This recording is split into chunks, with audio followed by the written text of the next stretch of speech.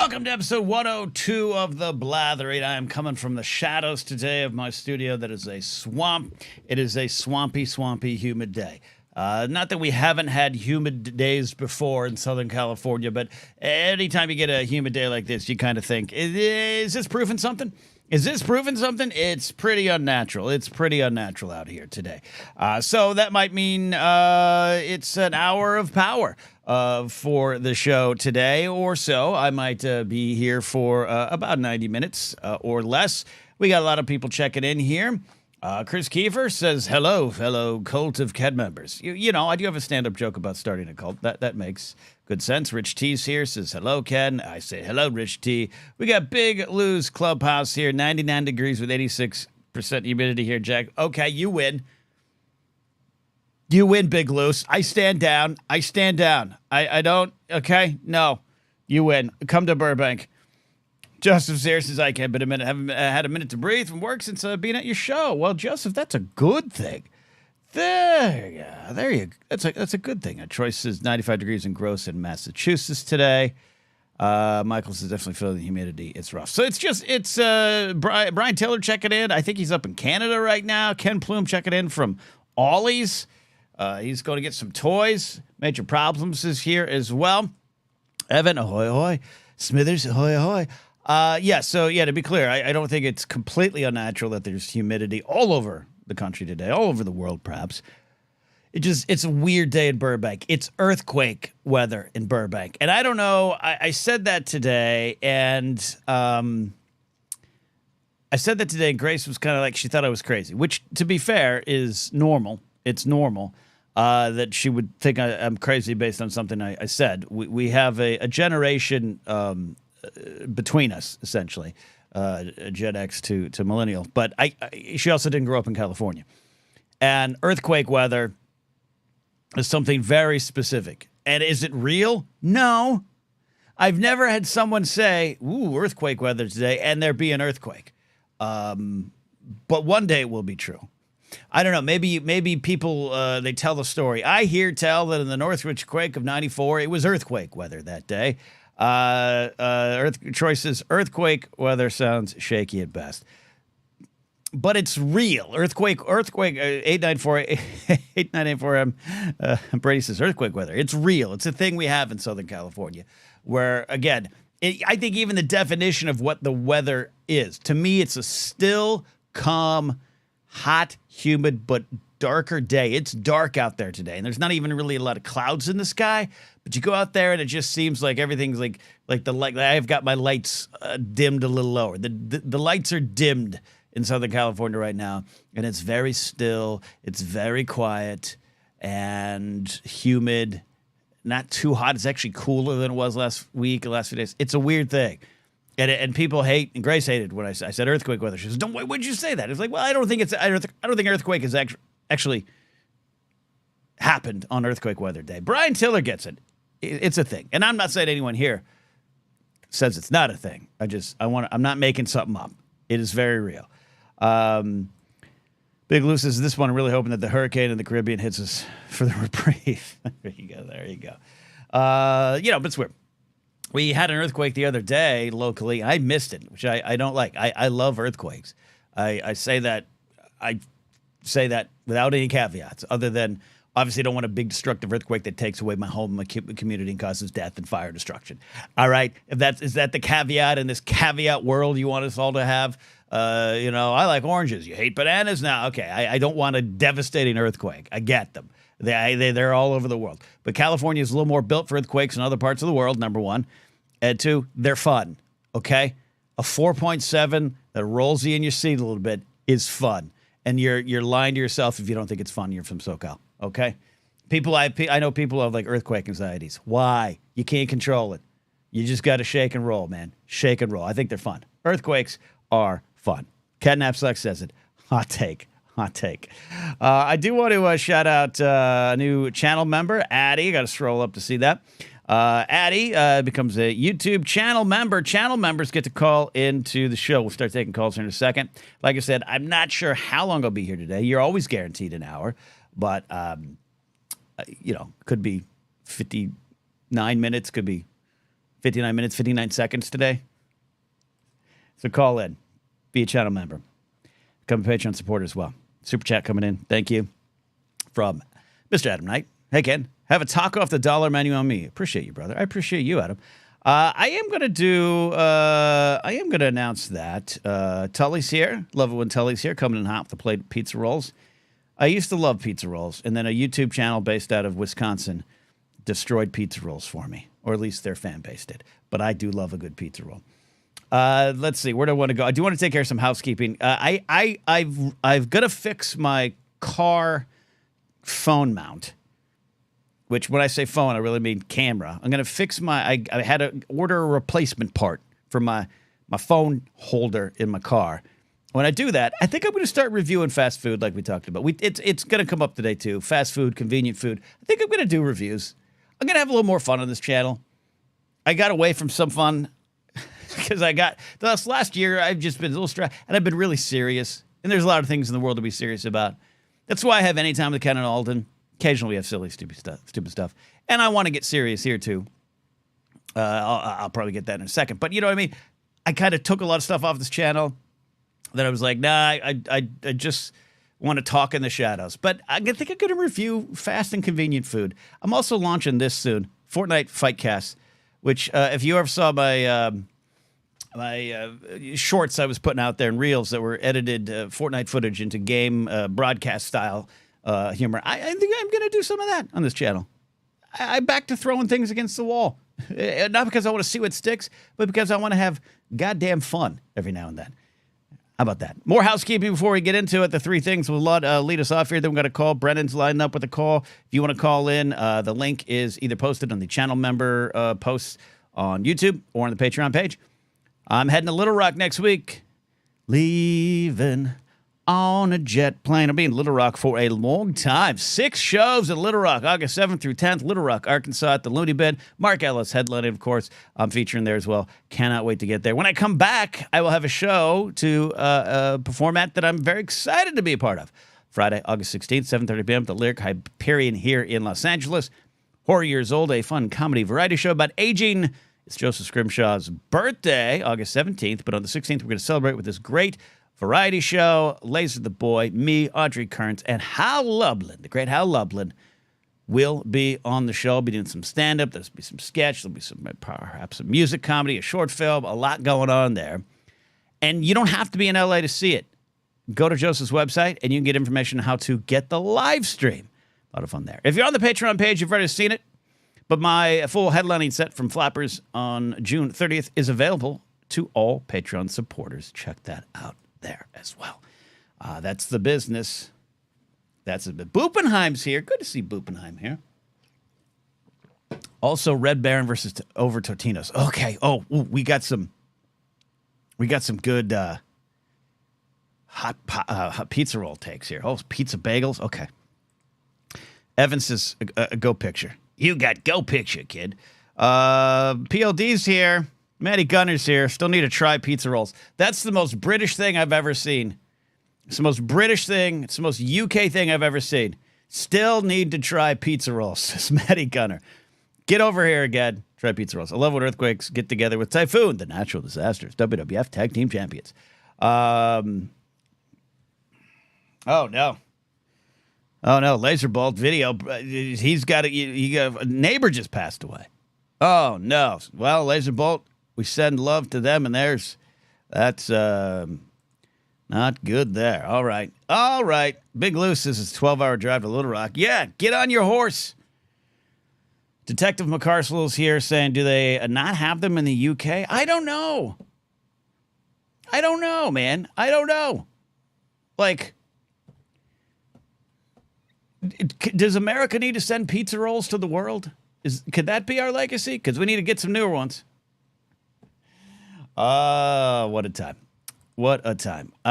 This is the Blathering Live, hanging out with all of you. Calls coming in shortly.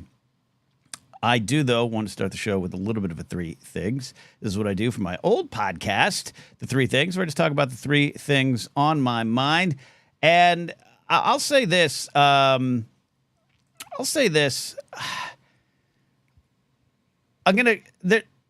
there's some things I might touch on today that I want to go into more depth tomorrow on Anytime with Ken and Alton. We got an episode tomorrow called The War on Weird. We're going to get into some J.D. Vance stuff. We're going to get into some couch stuff and dolphin stuff and just stuff in the state of the world. That's why we have Anytime. It's a place for me to delve a little more deeper into the politics. It's a place for me to just delve more into social issues from the world, and I like putting that there. And doesn't mean I don't discuss it here, as you all know, but I think today might be a preview for some stuff tomorrow. But of the three things on my mind, one of the things is those delicate conversations that the world's just not built for anymore. Not even complicated situations, not even just convoluted situations, but situations that do involve a little bit more thought, do involve a bigger picture, and are often derailed by the headline regurgitators that make up most of social media. And that comes about because now there's something in the world. I should share my screen. Do that. Sorry for those listening on the podcast. I thought I did this before, but I did not. There we go. That's a little better. Yeah, we got the situation going on in Paris. A lot of things going on in Paris this week that need an understanding of the world in the larger picture out there. In the boxing side, Italy's Angelina Carina abandons a fight with Algeria's Iman Khalif. Failed gender test at 56 seconds. That headline is something else. It's a lot going on there. And what you got is you have a cisgender woman, a woman who has XY chromosomes and was not allowed to compete in some particular boxing tournaments or other things that are out there.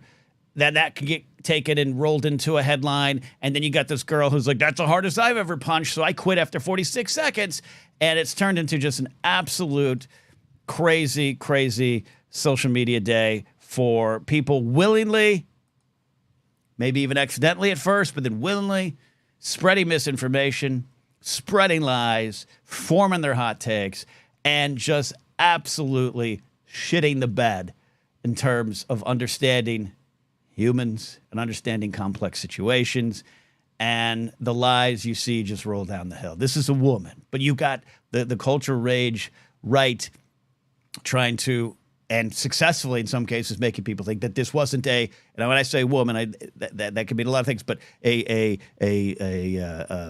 signed at birth, born a woman, that this is not that person, and how dare she be boxing in the ring and punching women in the face and real women, and it's just not even spiraled. It's exploded into this just horrible discourse online that has exposed a lot of people today, not for just being transphobic, not for having the idea that to be considered a woman you must look like Jessica Rabbit and must conform to some sort of standards. I've seen a lot of people on my Facebook page. And yes, I went to my Facebook page today to look. I go hunting. When things like this happen, when these things kind of, boom, explode, I go hunting for the people who I know are in my life, some more present today than they were in the past, some more present in the past than they are today.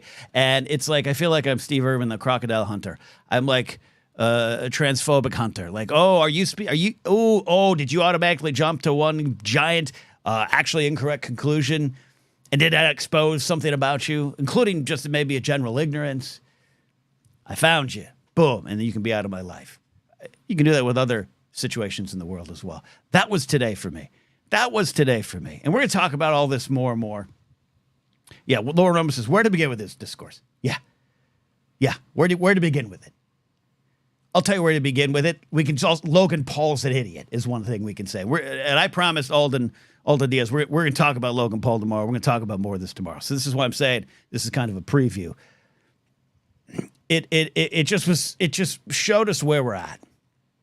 Where you have a situation. So I understand if you're just drive by and you go, whoa, this fighter from Algeria, Iman Khalif, wasn't allowed to compete in women's boxing, and now she's in the Olympics and she's just destroying people's faces. Outrage. I understand if you're driving by. I don't understand your take.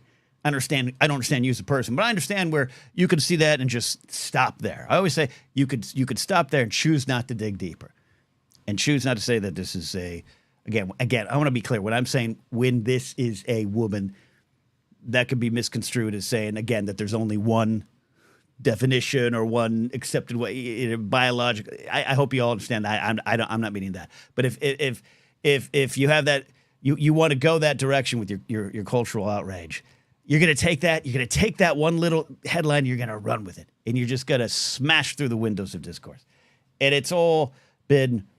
Man, and of course, J.K. Rowling being the leader of this today as well. Probably where a lot of this came from today. And it is, it's kind of insane. Yeah, and Bupenheim, who, go check out, great interview we have on. Anytime. Serena Williams was accused of being a trans woman a couple years ago as well. Yeah, and this is not even the first time in this Olympics. It's not even the first time in this Olympics. You have the rugby player, where this false information that just exposes so much ignorance. And I have a stand-up joke about this. I have a stand-up joke about this. Like I think it's okay to have maybe a lack of full understanding of a social situation. When I say social, a social issue situation, a situation in the world, which, I don't understand. Or if you see someone make a decision for their life, and you don't fully understand it, I think that's fine. But they don't need your understanding. They need your support, right? That's where I go with a lot of this stuff too. So it's fine to have some questions. It's fine to go, okay, what do we think about this? What do we do with this? But at the end of the day, support humans. Support humans trying to exist. And I have a lot more to say, a lot more to get angry at. But that was on my mind today because also, and this is almost going to seem trite in comparison to what I was talking about. Because I myself am just swinging along here on the surface today. But I just completed. This is maybe the third. Three things on my mind. This is a big number 3. I just finished the HBO. I can still call it HBO Max, whatever. I just finished the HBO 4-part docuseries called Charlie Hustle and the Matter of Pete Rose. Highly recommend it. Now, if you're not a baseball fan, maybe you'll get a little less from it. And I want to make sure I'm not connecting the struggle of any underrepresented, persecuted individual in the world. I'm not connecting their struggle just to survive and exist like the rest of us with Pete Rose's struggle. I want to make sure that that's clear. But it made me think of the same kind of thing of you swing through Olympics coverage. You go to Yahoo Sports because you've seen J.K. Rowling's tweet or you've seen Logan Paul's barfing up of misinformation, and then a walk back that included even worse, more evil stuff in it. It's easy to see that and then go to Yahoo Sports and go, aha, yes, I see, I got it. Maddie Gunner back in some of the thoughts up. A lot of idiotic transphobic people got exposed today. I feel bad for Monica Leaf. The testosterone levels rings alarm bells for different reasons, solely on a competitive level. It's a bigger conversation, right? And the Pete Rose thing, for those, I'll remix for those. 1989, August of 1989, Pete Rose was banned from baseball, Major League Baseball, for life for committing acts that have stained the game, as former Major League Baseball Commissioner Abe Bartlett Giamatti, father of Paul Giamatti, said as he banned Rose for life, an agreement that Rose had signed and was in agreement with at the time because he didn't admit that he bet on baseball. And that was 1989. Pete Rose is perhaps, in many ways, the greatest baseball player of all time. Other players like Willie Mays, I think, are technically better. Like Willie Mays is the answer I give for the best baseball player of all time. Babe Ruth, Shohei Ohtani now. that best baseball player of all time thing sometimes comes down to pure athletic skills and what they can do on the field and the wow factor, not just the stats, but the wow factor. But there's something about Pete Rose that I believe he is the greatest baseball player of all time in terms of the core of the sport, what it takes to succeed in the sport, how long he succeeded in the sport. What he did was pretty insane. He broke, he set a lot of records, but what he's most known for is having the most hits in all of Major League Baseball's history. Broke Ty Cobb's record in 1985 with a blooper to left field off of the Padres' Eric Schau, who, in part because of that event, kind of spiraled into life depression and later took his own life. Pete Rose is perhaps, he's definitely a top five, but he's perhaps the greatest player in the game's history in terms of accomplishments and what you can set out to do and achieve. And because of his lifetime ban, he was not eligible for the Baseball Hall of Fame. And this has been a debate since 1989. This doc, should he be in it? Is his crime on betting on baseball, which is the one big, giant no-no in baseball? Probably all sports, but in baseball, because of the 1919 Chicago Black Sox scandal, because of gamblers being so prevalent in the sport around the turn of the century, 1900s, early 1900s, you don't do that.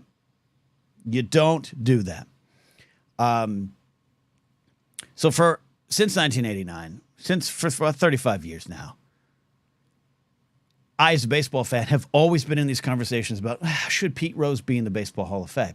I have always been on the side of, no, he did what he did, and he agreed to the terms. He also lied about it, did not admit that he bet on baseball till the early 2000s, did not admit that he betted on baseball, bet on his own team, for the team, as the manager of the team, and all that stuff. That's only part of the conversation. And I cannot recommend this doc enough, Charlie Hustle, The Matter of Pete Rose. It's not unlike, again, I'm connecting the issue of Pete Rose to a explosion of transphobia on the internet today, which you could always just argue is the internet, unfortunately. I'm already connecting that. I hope everyone understands I'm not directly connecting it, but I'm going to connect this to Bill Cosby. There is the doc that came out a couple years ago, which I also think was a 4-part doc by W. Kamau Bell, called We Need to Talk About Cosby. We Need to Talk About Cosby is one of the best documentaries ever put out. And it's to the number one thing on my mind today about there are sometimes these full 360-degree conversations we need to have, and with full 360 degrees of understanding that we need to have. And the Cosby situation is one of those, where the documentary by W. Kamau Bell gives you not just context, it spends a lot of time on why Bill Cosby is important to history, to some cultures, to all cultures, but to some specific cultures, and not just his successes, but his influences, what he did, how he helped. You need to know that context to also understand the absolute horrendous, disgusting, painful actions that he did over and over and over again, and why that's even more of a problem compared to what he is. Now, Pete Rose doesn't necessarily help people as much as Cosby, but in Cincinnati, he's a god still. And this doc gives you that. It spends a lot of time on the field, but it isn't just about accomplishments. It's like, here is who this person is and why he getting banned from Major League Baseball for betting on the sport, not against, but betting on the sport, particularly on his team. Why you need to know the entire 360 degrees of the conversation. And at the end of it, the end of the doc, I don't want to unveil some of the stuff they go to. I don't know what my answer is anymore. I don't know what my answer is. Again, so I'm not connecting it directly to Cosby because I think he should still be in prison. But at the end of it, you have a lot more conversations to have other than should Pete Rose be essentially in a museum? Should we allow his plaque with his face on it in a museum? That's the question, but that's the starter question. Pete Rose also was a liar. He also was involved. He went to prison for federal tax evasion in 1990, 5 months minimum security. He was involved in drug dealings. He denies a lot of it. He lies about it. He's got a lying addiction. He has an claimed gambling addiction. There's all these kind of things. There's the elevation of a hero. So hero over man, hero over just an individual. There's also who he was and of his time. He's very much out of place. Then you forget there was also sexual assault allegations, statutory rape allegations, cavorting with, 14-year-olds, allegedly, right? I'm going to say allegedly, that came up from things 50 years ago. So he's not a good person in a sense of the word and phrase. But yet, in some other ways, he committed crimes and sins against the sport that are a golden rule he broke, but are far less worse to the actual games than some of the sins that have been committed before and since. Cheating scandals that directly affect the game, though cheating's always been present in the game and always will be present in the game.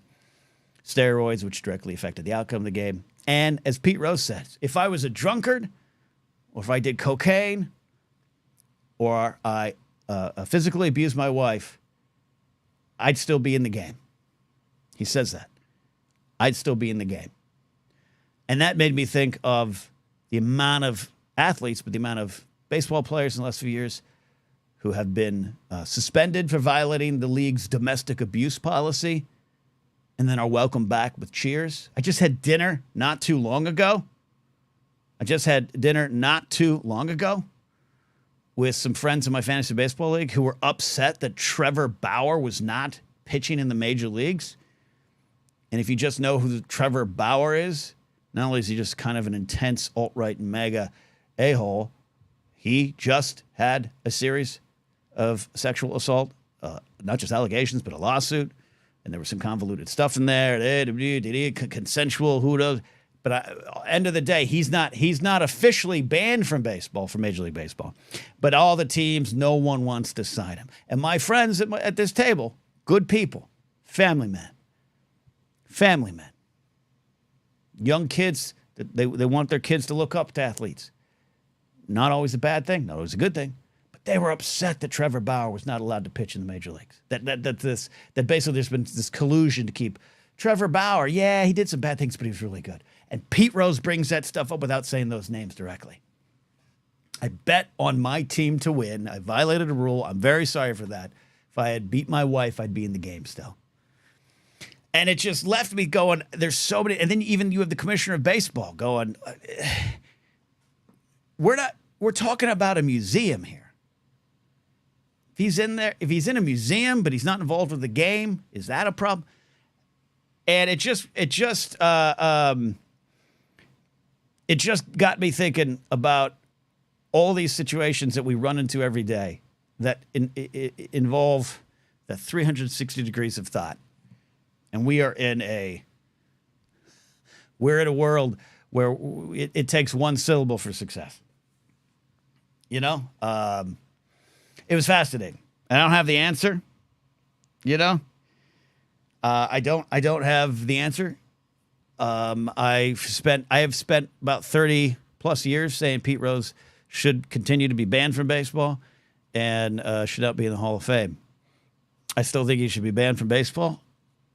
He maybe should be in the Hall of Fame. I've switched to maybe because I've taken a 360-degree view. But he's not a good person. It's bizarre to watch. It's mesmerizing to watch. I highly recommend you all check it out. So there you go. Chat needs. Oh, you guys are. I'm catching up to all the chats. So that's a long. That's a long, a long tirade for me. Not even tirade. It went from Olympic boxing to Pete Rose today because that was my morning, and we're gonna talk about more in any time. But again, this is a one-syllable world, and we're living in it. You know what I mean? So there you go. Moving on. Number 2. That was only the first thing on my mind. Number 2, I wanted to downgrade and be a little sillier before I get to number 1. Number 2 thing on my mind, I hear tell that 7-Eleven is bringing over some of the Japanese-centric based items, however you want to say it, the items that are found in 7-Elevens in Japan, that people who go to Japan send me messages on WhatsApp or text that I get the next day. You got to go to Japan just to try the 7-Eleven. I've heard that 50 times a week for all of my life, since I became a 7-Eleven brand influencer, I guess, with no actual power. I'm excited about this. I haven't been to my 7-Eleven. I don't know when they hit our shores, and they're not bringing all of the 7-Eleven treats over. But this is fantastic news. JMB says this, fluffy egg salad sandwiches and rice balls. Yeah, that is apparently what it is. Those are the ones, the fluffy egg salad sandwich I am excited for. Because I am a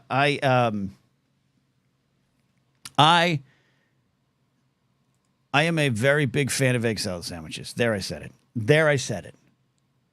I think egg salad sandwiches sometimes get a bad rap. I cannot wait to try an elevated egg salad sandwich. I can't wait to experience what they have in Japan here in Burbank. That's number 2 thing on my mind. Okay, number 1 thing on my mind. I don't even know. I've been having a lot of good moments in stand-up comedy this year. I have grown tremendously as a stand-up comic. And this isn't about stand-up, though we do have a question. I think I saw a question. Yeah, Tully's got a question from stand-up. If you guys got some questions, get them in now, and I'll get to them. Sorry for those waiting on the line. We're going to have some calls in a second. Okay, Bupenheim says this. Let me go back to this. Controversial opinion, Mr. Knapsack. Egg salad is tough to get right. I do agree with that. And I think that's what puts people off. If you walk into a gas station and there's a little wedge salad, it's an egg salad sandwich, the chances of that going awry are great. If you go to like a picnic, go to a little barbecue, a little get-together with your pals, and someone's like, I brought egg salad, it could go wrong, especially if they put raisins in it. Then you should cast them out of the village. They should be allowed. So boop. I'm booping along with you on that one. I, though, take greater risks with my egg salad sandwiches than other sandwiches. And the rewards are usually great.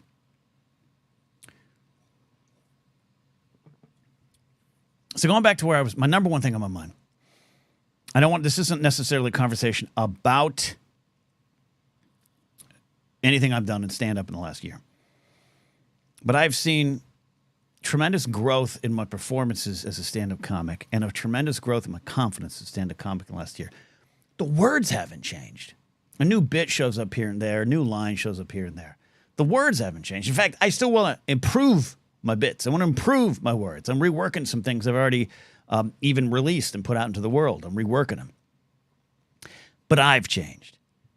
And what that is not about comedy.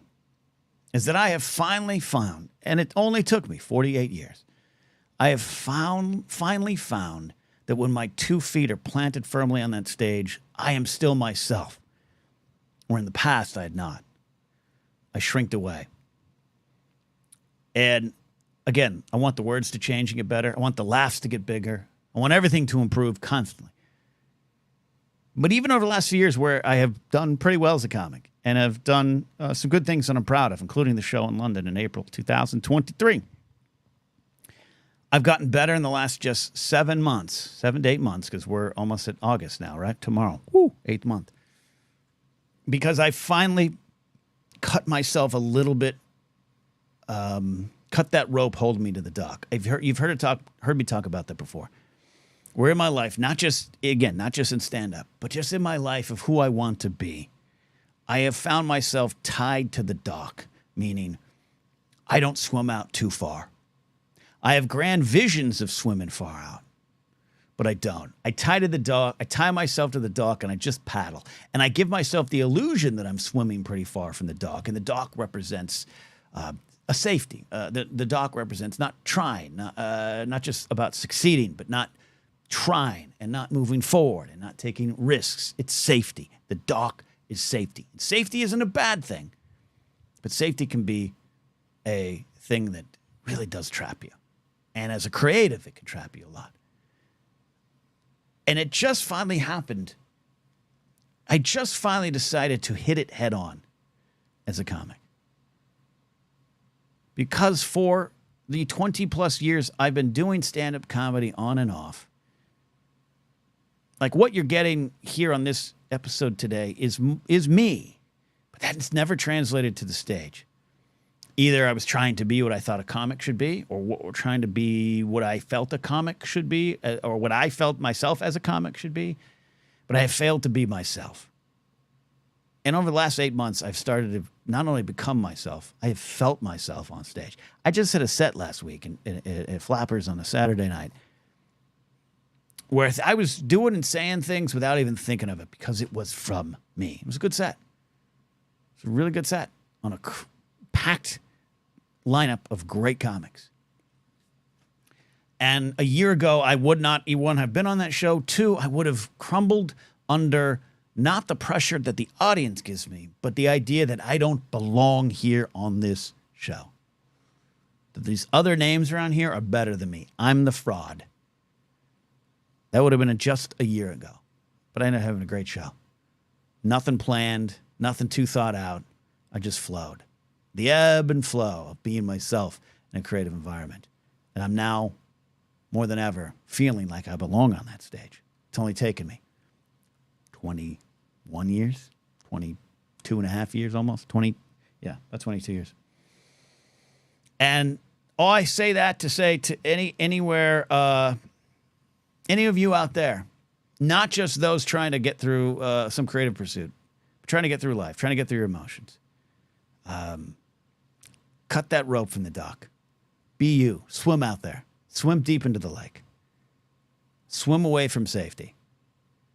That includes the conversations you're in. That includes anything about I'm going to learn to cook a meal or repair my toilet. Or you can do it. You can swim far away. Do not fall for just the simple illusion that you're swimming from the dock. Cut the rope. Get farther away. Get farther away. And I'll see all of you in Little Rock. That's the show. I'm kidding. All right. I'm sorry. Chat, I'm so far behind. I'm not going to be able to catch up to you. Sorry about that. Good egg salad stuff there. All right, let's get a call here now. He's been waiting patiently since the beginning of time. I want to get him in here. He's our pal, Brennan Marr. Brennan, buddy, how are you doing? Thanks for being patient. You are very patient, and I appreciate you. And I got to give a shout out to Boop. Boop. Boop is one of my favorite people. Boop's great. Like, they always make me smile. Yes, indeed. And they've been kind enough to be on my show many times. Well, there you go. As you have, there you go, brother. Course. Yes, sir. What, Brennan, is on your mind tonight? Well, I'm going to change the mood. I'm a big opera fan. Sorry, did you say opera or Oprah? Yeah, opera. Not Oprah, no. Okay, not Oprah, but yes, opera. I'm a big opera fan, and a lot of people think of opera as stuff for fancy people. Ah, yes. Well, my favorite composer is Giuseppe Verdi. And all of his operas were about how the rich people are stepping on the poor people. Right. And they're very much a eat the rich story. About down with the rich is what he was doing. And so it's ironic to have a bunch of well-to-do upper and middle class, lower upper class people sitting in an opera house watching a Verdi opera, basically being made fun of. Yeah. This is a fascinating topic here, Brennan. This is, again, one of those connected but not connected things. It reminds me of the Beatles performing their Command performance at the Royal Albert Hall. Oh, yeah. In which John Lennon said, all the people in the cheaper seats, clap your hands. All the rich people in the front, rattle your jewelry. Mm-hmm. And thunderous applause to that. I've never thought of it in those terms. I've had conversation about this, about often what opera and most art is. It's not punching down, it's punching up. And opera is something viewed as elite. It is not just about the cost of getting in, but it is how you appreciate it. It's one of the finer things in life. So take your private up. Ranger Donald, I like a Ranger Donald saying. Ranger Donald takes his private jet up to San Francisco. When I make a car trip, I will pull up the soundtrack to Puccini's Turandot, and I'll listen to it as we're going. Do they open up for Journey? Yeah. Yeah. Well, it would have been nice if they did. No, but I love this. I love what you're getting at here, Brennan. Yeah, Verdi was all about eat the rich. That was kind of eat the rich. Well, Verdi and all his Aerosmith operas are about how the rich people were just stepping on the poor people. And Brennan, are there think pieces? Are there videos? Where can I go to find a deeper look into this dichotomy of the rich holding on to opera as this symbol, this status symbol of their not just wealth but appreciation of the finer things? When they're met with this, is there a place we can go? Listen to my show. Yeah, my show would be a good place to talk about it. Okay, no, I haven't heard it. I have not really found any videos to that. I mean. Well, then I think you need to do a podcast on it. You need to do a podcast, not just on what you're talking about, but about the reaction. About do they understand, and does it change any? Does this kind of, because art will change minds? Has there been stories of a rich person coming out of an opera going, "Oh, I made a huge mistake. Maybe I'm on the wrong team"? I'm sure there is. I can't think of one, but I have not yet been looking for. I'm sure somebody has done a video about this. Well, I think Page Turner's They Were Not is the perfect place to start. But Verdi's my favorite opera. He did Aida. He did several other operas. Like, I'm going to see one in a couple of months that I've never seen called Ramble in Mascara by Verdi. I have not did La Traviata. It's La Traviata, by the way. Mm-hmm. It's the basis for the story of Moulin Rouge. Well, I do love the Moulin Rouge. Is from La Traviata by Verdi. He also did Il Trovatore, which is where you get the famous Anvil chorus. Anvil chorus that we all know. Now, Brennan, I want to put this out here before I let you go. Troy has put up this. Yeah, the Wayne family maybe had their life changed from seeing a play. Not as an opera. Yes, they were seeing, in fact, I'm such an opera nerd, I could tell you what they were seeing. What opera were they seeing? Mm-hmm. They were seeing Mephistopheles by Ergo Boito. Mm-hmm. Yeah. I'm not much of an opera nerd. You'd win the trivia. You'd win the trivia in that round. Yeah. Yeah. Brennan, I've given you an assignment. This is the assignment. I want you to have this discussion on the dichotomy between the opera and the audience. Because I know at the time that Verdi's operas came out, yep, the people that it resonated most with were the lower class. As often is the case. It's only in like a modern America that we've gotten this sense of opera is for fancy people. You know, I blame, because if you're familiar with the show The Gilded Age, I know it in name only. Because those people were building opera houses and saying you can only go to these operas if you're old money. Old money. There you go. New money people had to build their own. Laser Bolt says my favorite opera is Squid Lake. I get that reference. Boopenheim wants Brennan to do an analysis of a Klingon opera. There you go. Tavis and the Cara? Okay. There you go, Brennan. You've got the perfect subgenre of podcast discussions. All right. That's your assignment. Me too well. Okay. All right, Brendan, I'm going to let you go do your assignment. You got homework. We've just assigned you homework here. You didn't want that today, but you got homework. Well, you know. Why not? Good stuff, Brendan. Thank you for calling in as always. Brendan's one of our faithful few here, and we respect and appreciate that. Evan is up next, but first I do have a question from Tully. Tully Quinn says, where's the strangest place you've ever been booked for stand-up? Any place too weird to go back to? I have been pretty fortunate to be booked in pretty normal places, but it's not always the case. Mark Ellis tells two great stories of being once he was booked at a birthday party for like a teenager, like a 13-year-old or something, and he had to perform at the restaurant that they were eating at, but like at the restaurant, at the end of the table in a working restaurant. He had to do jokes there, and the kids were heckling him. It was bad. And then he did a tour bus of a bunch of police officers driving to a convention in Las Vegas, and he performed comedy on the bus. I have not had any experiences like that. I have been booked in very dubious bars and restaurants. They'll put comedy anywhere. And I did a little tour of the Palmdale, Lancaster, Acton area of Southern California. Like you can barely call it Southern California. You take the 14 up there.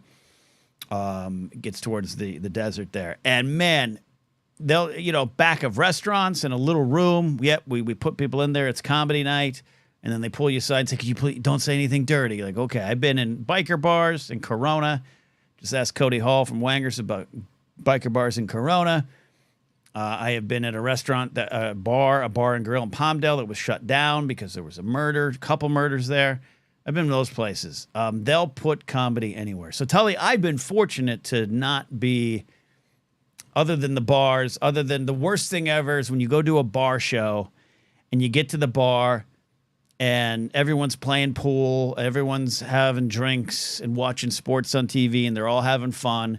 And then the bar owner or the manager turns off the TVs, turns off the music, and says, hey, everyone, comedy's starting. And then you got an entire bar of people now upset that you're doing comedy because they were having fun. And I agree. And there was one time I had to do it with a group of comics who were down in Huntington Beach, and like it was like game 6 or 7 of the NBA Finals. And they were like, all right, we got to turn the game off in a moment. Comedy's starting. It was like, no, don't do it. Please don't do it. Please do not do it. So, did the biker bars tell you not to say anything clean? Oh no, absolutely, absolutely not. I think they wanted us to be dirty as could be. It was like 6 or 7. It was like the series had been going for a couple of days. There we go. Laserbolt says, I hear comics hate hearing, oh, you're a comedian. Tell some jokes, funny guy. It doesn't work the way. Yeah, no, the question I get a lot, and this has been, and the intentions are okay, especially if it's like an old family friend. A lot of times I'd be visiting my folks a couple years ago. Excuse me. And, there's this kind of thought of, now, here's my son. I'm proud of him. He's a comedian. Oh, Kenny, you're a comedian? Tell me a joke. Tell me a joke. And it's like, I know what you think you're doing, but my answer is always the same, only for money. And then they laugh and they think that's a joke. Like, it's not a joke, only for money. I'm not going to perform for you. I had a friend going to Canada. This is probably 10, 12 years ago. He was doing comedy in Canada. He got stopped. I think he was driving in. Went in for the inspection, and Canada, they don't want you to come, work there, make money easily from other countries. There's a process. And he said, oh, I'm a comic. And they didn't believe him. They pulled him into a separate room, and like 4 Canadian border guards made my friend perform comedy for them. So I haven't had that.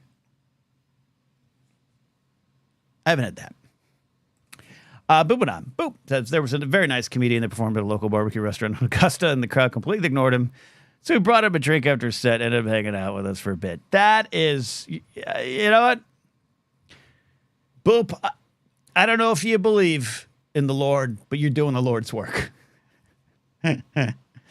Tully says, if the room has a bad vibe, how do you stop that from getting to you and spiraling out? My anxiety would kill me. It depends. It also depends on what the bad vibe is. There is, it can mess with my head. 2 years ago, it really messed my head. I was in La Jolla, outside San Diego, which is a richer part of the San Diego area. You're definitely going to attract a lot of white wealth to the shows. And no problem with that. They're great audiences when they're rolling, but sometimes the vibe is like it's just not my crowd. And though not every joke I do is about social justice or liberal politics or policies or any of that stuff, I do want to make sure some of the stuff's out there, and I don't want I don't want anyone to get away with fighting that stuff on stage. And so sometimes the vibes don't mix, and not my anxiety, but just that feeling of I shouldn't be here is taken over. And I've had some bad sets. I don't do that as much anymore, meaning you don't roll with it. I'm not going to suddenly do, am I right? Everything's woke. Yeah, I don't suddenly switch who I am. But sometimes you got to know you can't punch a tidal wave. Sometimes you got to know your job is to not, in this particular situation, change minds. Your job as a human is to stand up for those that could use a little help or, would appreciate you standing up with them or for them. So I would never change that or back away from that. But there's been times I just had to realize you cannot punch a tidal wave. And I'm hopeful about Little Rock, Arkansas. I do not want to prejudge Little Rock, Arkansas. But doing comedy in Arkansas is going to be an interesting journey. Stay tuned for that. We will miss an episode next week. All right, Kate's here. Hillbilly Scribs, who's some folks wake up slowly. That is true. That is true. That is true. Evan is on the line here. Major Problems checking in. Evan, can you hear me? How are you? What's your question? Ken, I'm good. How's it going? It's going good, my friend. How are you? I'm all right. Wanted to check in with you tonight, and just off the top, I'm thrilled to hear that you're kind of leaning back into the silliness a little bit. Love the important conversations, which we love to have with you, but I'm equally excited to get back to some silliness as well. It's, you know what, Evan, I want to talk about that a bit. That's good to hear. This is like a survey. Look, I want to be honest where I've come from the last couple of years. I've always been one of those, hey, none of this politics don't matter. Put an arrow through your head because that's what Steve Martin did, and let's just entertain. And then having a conservative background, and this isn't about saying that was who I was wrong or different or didn't like myself or anything like that. I want to be clear about some of that stuff. But that's often the case when you're that maybe your positions or your perspectives are a little different than those in the room. Again, you can't punch a tidal wave. But so it was easier for me to say none of that matters. I just want to do jokes. And I changed from that person. I'm not that person anymore. And as Hillbilly Scrib says, sometimes people wake up slowly. And I believe that art should have a message. Art should have a purpose. I've been greatly changed as a human being by how I break down and discuss Star Wars and what the core tenets of Star Wars are, which aren't necessarily about R's and D's and what's before your name on the ballot, but what's in your heart. And so there became a point where, I was pretty upset in 2021. I was a pretty upset person and got tired of the silliness, got tired of the trite nature, and saw far too many people getting away with, well, they're just jokes, when their jokes were destructive and their jokes were hurtful, or their jokes were just tipping into just a dumb view on the world. And I got, and I changed a lot of my friends. I changed who I worked with. I changed with, no, we are not going to discuss Star Wars in a way that opens the door to racism or sexism or any kind of ism. We're not going to discuss Star Wars like that. We don't always have to hit it head on, but we're not going to let that conversation slip by us, right? And I worked with a lot of folks that I would say would put their foot in the back door to allow a lot of that toxicity to come into the conversation, even though they weren't that person. And I'm not saying that, and I'm not a racist, but they were letting a lot of people in the back door who were. So Evan, I got really upset with that. And that changed the way in which I talked about things. And it changed the way in which I wanted to approach anything I was doing. And I'm still a little bit of that, a lot of that person, to be frank, a lot of that person. But the other month, a couple months ago, I just had this thought. I also would like to do some fart jokes. Can I do that again? And so, Evan, that's kind of where I'm at. It's a balance. It's a 360-degree approach. And yeah, I want to do some silly stuff. I love that for you, Ken. And, you know, I feel like you just gave me the Rocky IV speech at the end. If I can change, then you can change. And, Ken, I work as a first responder as well. I ride the big red truck. And, you know, I think we probably handle a lot of the same people that we worked with. Yes. And, you know, you gave a talk shortly after the George Floyd incident about the callousing of hearts, and that really struck a chord with me. So I've changed right along with you on this journey. Evan, I appreciate it. And you know what's weird too? That you're talking about the first responder world. I'm coming from the public safety, working hand in hand with law enforcement and the folks on the big red trucks. I had better relationships with the folks in the big red trucks, by the way. They appreciated me a little bit more. But yeah, because there's a lot of good people doing good things, and I don't think sometimes they understand their point of view and how destructive it can be and how hurtful it can be. And it's an interesting place to be in when you love somebody, but you're like, I can't stand with you anymore. I got to sometimes stand against you. And it's hard. And you and I being in that, it's a weird, I didn't want to say alpha male. You know what I mean, Evan? It's not even an alpha male because it's not just males. It's like a sports team. It's a locker room. It's something. There's an energy to it that leads to different kind of views, I guess you'd say. Very much so, Ken. But at the same token, NWA never wrote a song called "Bleep the Fire Department." Very true. But very true. I'll digress into my main point. I want to talk about your earthquake weather. Yes. We don't have that in New Jersey, but I think we might have tornado weather now because I took my wife to see Twisters. Again, we live in New Jersey, not famous for tornadoes. No. And we had to watch the first one because she needed to see that one before seeing the second one. And Bill Paxton said, we got green skies this morning, and I felt like Philip Seymour Hoffman's major greenage. Yeah. Major greenage outside. Major greenage. And well, there was no tornado, but yeah. I appreciate your look into it feels like an earthquake today. I'm telling you, it's what's that old movie, the Flatliners? Today's a good day to die. Like it has that. You walk outside, it's eerie, right? It's eerie. Mm-hmm. Whatever the weather situation is, where you just kind of like, ooh, something's a little eerie today. Yeah, absolutely. Just going back to my profession, it's usually holiday or like there's something significant about the day. That's when shit really hits the fan 9 times out of 10. Yep. Easter, Thanksgiving, Mother's Day. Yep. It's going down. But busy days. That's all I got for you, Ken. Appreciate it. Busy days for those big red trucks on those days. Evan, thank you. Major problems. Appreciate it. Appreciate you being on the journey with me, my friend. Thanks, Ken. All right, Evan. There. If you got, we'll. I said an hour. We're going good. I took a lot of time off the top of the show.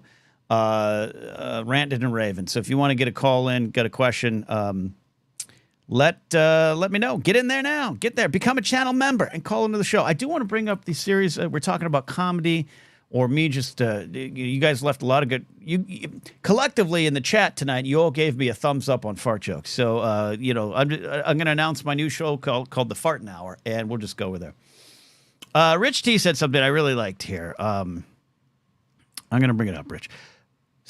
Personally, I don't like the idea that people are, quote, too sensitive these days. No, people are just now standing up for themselves. They aren't too sensitive. You're just being a jerk. Rich goes on. So I don't think I was always that conservative-minded. I was always the most open-minded in my family. What has changed is my awareness. I was open to other people and cultures, but I lacked information on injustices. I think that's a beautiful sentiment you put out there, Rich. I really think it's a beautiful sentiment. I you know, I have had many conversations with my folks and people close to my folks who are great people, man. Who are great people. But they've just lacked the understanding on some of the bigger pictures in the world. And all it takes and all you can need is just someone going, oh, I didn't know that. And allowing that to change a little bit of your view of the world. That's why I say it's okay. I think it should be okay for me or anyone to say, hey, that person on that particular journey in their life, maybe they're making a great change in who they are. Maybe I don't understand the steps that it took them to get there. Maybe I don't understand the complete journey. That's okay. Can I be there with you as needed, as much as you want me there? And if I got a question, I'm going to ask it. Can I ask it in a good way? Can I ask it in an honest way? But know that I ain't leaving. I'm here. And I think if we had a lot more of those conversations, and that's why I get a little upset. Look, it's fun. It's a weird time out there, okay? I'll hammer on the weirdness of J.D. Vance all day. I'll hammer on the weirdness of Mike Johnson all day, as you should. But I don't want to always translate that to my folks, because that's not going to change them. And I don't need a full change. Incremental change is change to me. The day my mom called me up and we had a conversation about the freeways. I always go to the freeways, and that I think I was saying in the last week's show, but the idea that the freeway system in America is racist, and that you can meet that with a lot of wait, what? Because I did. And then you go into the story, you understand what that statement fully means. You get the 360-degree picture on it. And my mom called me up 4 days later. You know what? I took what you said. I looked up a little bit. I watched something on the History Channel, and you're right. I didn't understand that. I did not understand that. Now I do. I think it's a good way. Boop says, my parents had some very staunch opinions on trans folks until they found out they had a queer kid. Yeah. And it sucks. You know, it shouldn't be that. It shouldn't always be that. But I think that's also human nature too, that until you feel it or experience it or it touches you or your life or someone directly, we don't pay attention, right? We don't feel we need to pay attention. It's so easy to other until the call comes from inside the house. So, Boop, I stand with you, number one. And two, I really like that, what you said there. I just think that's, yeah. It shouldn't always have to be that way, but there's where it ends up. All right, we got UW. This is Sorry, we got serious. I was gonna do fart jokes, but here we are. UW fan. Jim says, when I went to basic training in 1990, I thought racism was a thing of the past, but then I met people of color from other parts of the country, and it blew my mind. Yeah. Sometimes, I always joke of, you see, I was born in 1976. Martin Luther King is assassinated in 68, right? And every photo of that I grew up with was black and white. Like, it was a black and white photo. That is 8 years before I was alive. 8 years is nothing, right? I got memories that seem like a week ago that are 10 years ago. And I just think sometimes if you're unaffected by the things going on in the world, but you have this concept of, oh, that was ancient history. We solved all that. He didn't. All right. Jared says this. You guys have got some great comments. By the way, Jared, I think I saw you earlier. Thanks for being here. Jared the Dark Jedi, who is a Dark Jedi, and he doesn't trust Yoda. And we'll talk about that some other time. Similar thing with me, Boop, but it was with my friends. Some of them had some of the same opinions, but I watched them evolve in real time when I came out as bi. Yeah.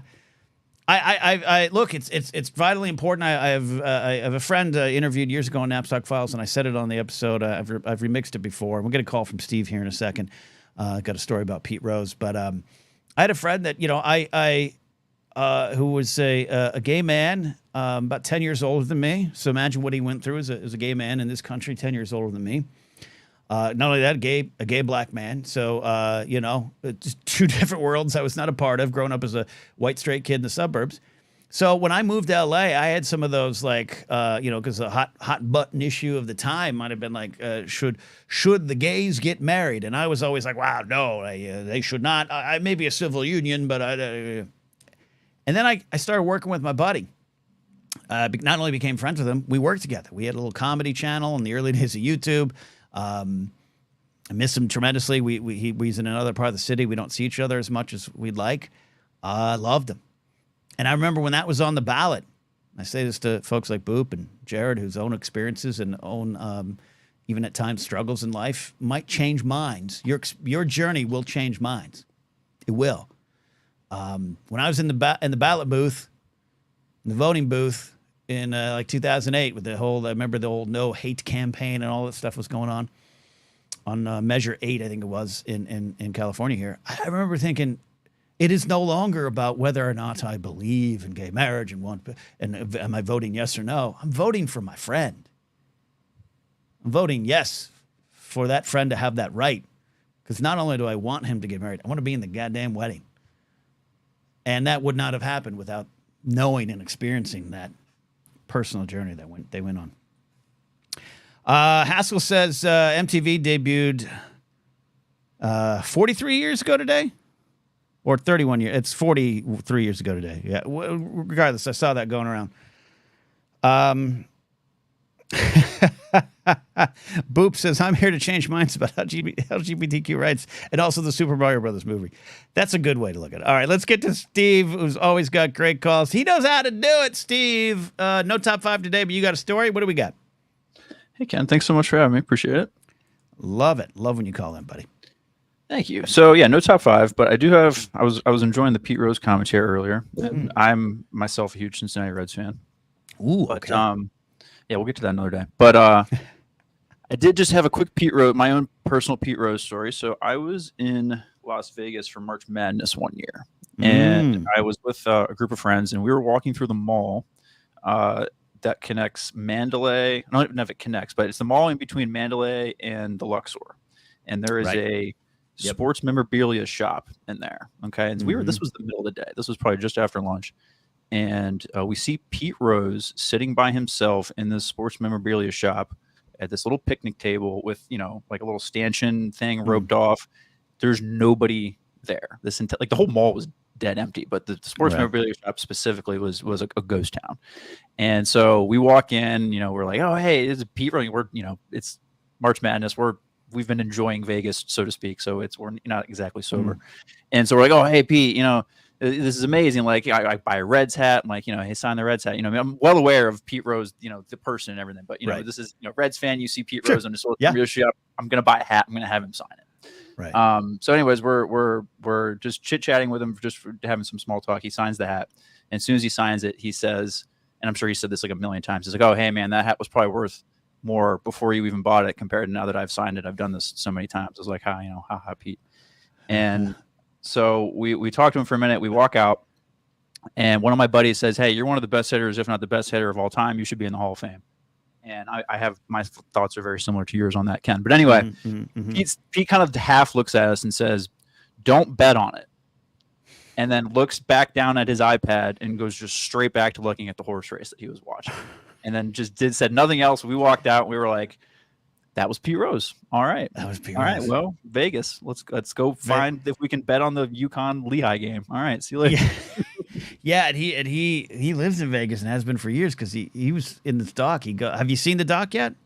I have not. It's on my list. I'm getting to it. Steve, you're gonna love it. It's mesmerizing. It's tragic. It's sad. It's thought provoking. It's a lot of things. Yeah, and it's weird because that was kind of his brand. That's become his brand. Like, don't bet on it. I'm making a bet. Like it's so bizarre in a way. I get it in one way. Like, what else are you gonna do? I am that guy to everybody, so I might as well own it. What else? Might as well market it. And he charges a pretty penny for a lot of these autographs. And he in the doc, he talks a lot about what he can make in a weekend sometimes. But that's fascinating to me. That's surreal. That's totally surreal. And it was a bit of a buzzkill because as we're sitting there, we see the horse racing on the iPad. So we kind of all look at each other like, oh, this is kind of sad. But yeah, can you sign the hat anyway? No, so. Look, I get it. The doc is a 4-part And it's not a high energy documentary. Like, it's not like, it's just quiet and moves the story forward in a wonderful way. And at the end of it, I finished it not an hour ago. I took a little break before I was going to do the show live, and it affected me. It like I said, that's why it's on my mind. It's, yeah, you got to watch it, Steve. I want a top 5 moments. I want a top 5 thought starters in the Pete Rose doc. That's what we got to do. We'll get to it. Thank you so much, Ken. Appreciate you having me. Thanks, Steve. That's how you do it. That's how you call in, folks. Troy says, I'm going to watch it after this. Yeah, got a lot of Red Sox stuff in that, too. There, we got a vital update from Ken Plume. He's actually been following along from a toy store, Ollie's, which I've never been to an Ollie's. We don't have them out here on the West Coast. He bought another modal node. Speaking of problems, speaking of people who can't stop betting on action figures, there's Ken Plume in the modal nodes. A few more minutes left of the show. This has been a lot of fun. Thank you all for listening to me, as always, and going on journeys with me. And, there years ago, which modal node, Ken Plume, they want to know. As I wrap up the show, 5-6 years ago, I never would have discussed anything too serious. I always liked dealing with the serious emotions. This was always a bit of a therapy channel, right? Good podcast to dive in on depression and things that affected me. But as I turned outward towards the world, it's hard sometimes to talk about these things, because I don't think we don't give a lot of people a lot of grace. And I get it, because I get upset at things too. We can all yell and scream. Jennifer Landis said something recently on Force Center. She's studying some stuff in school, and we were talking about The Acolyte, and I don't really like to talk Star Wars over here, but she said something interesting about the power dynamic. And we all, at different parts of our lives, no matter who we are, we all can find ourselves in different kind of power dynamics, where sometimes we're the one in charge. We're the one with the power. We're the one with the position, the privilege, and the perspective that's looked at as normal, quote unquote. In other situations, we aren't. We're the number 2. And we all have to be aware of when we're in those kind of situations.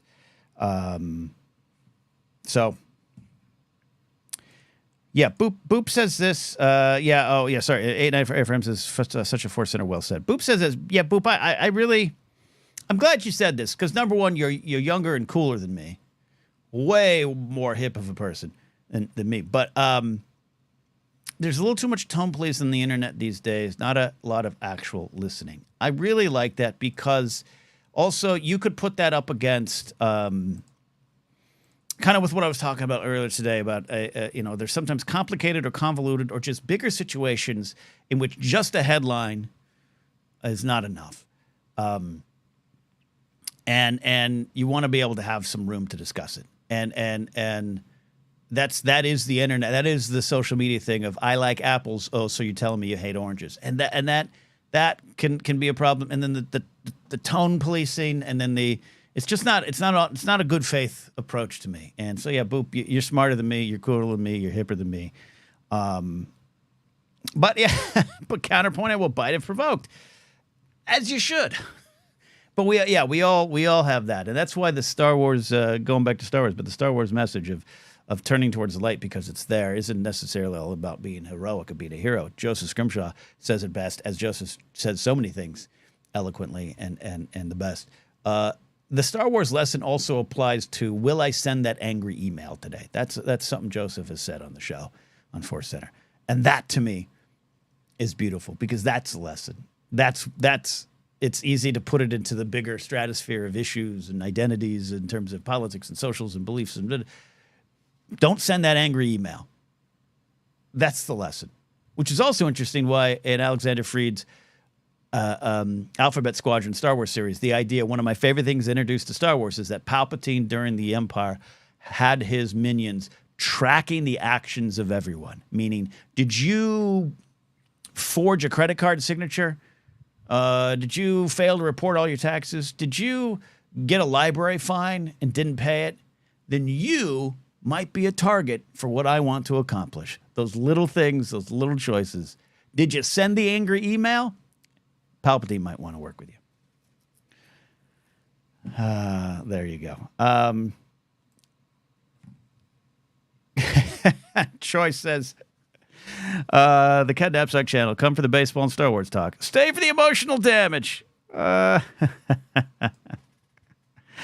that there. Love that. All right, I am about out of here today. A lot of fun.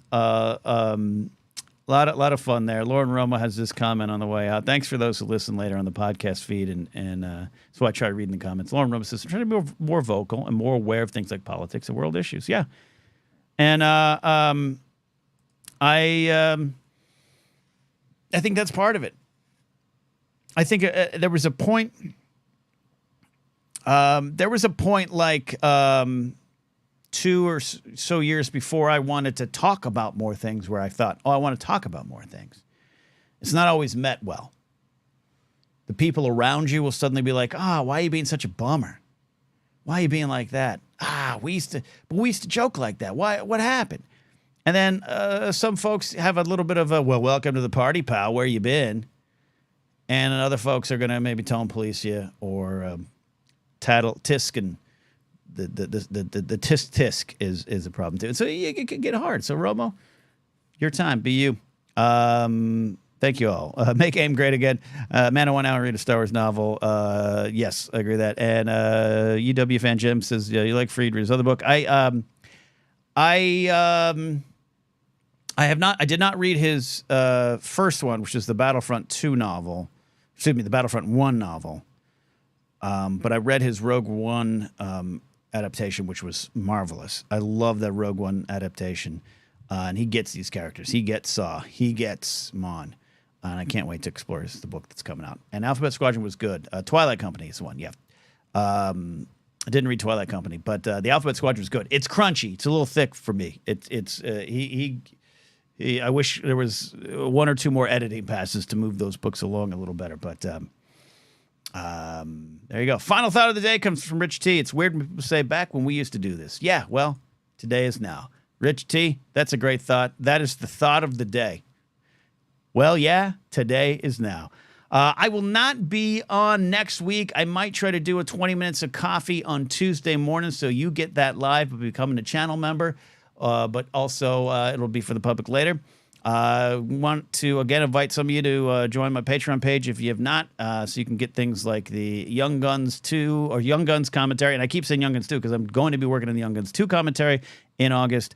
Full 40-minute stand-up set for me. Hot Burbank Nights is on there as well.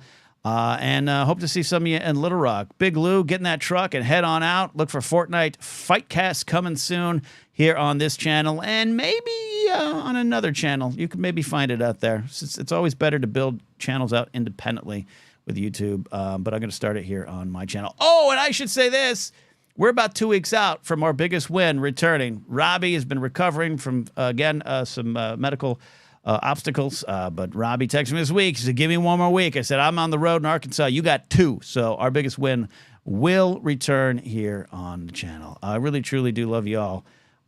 So let's do this again very soon. Hopefully see some of you in Arkansas. Bye.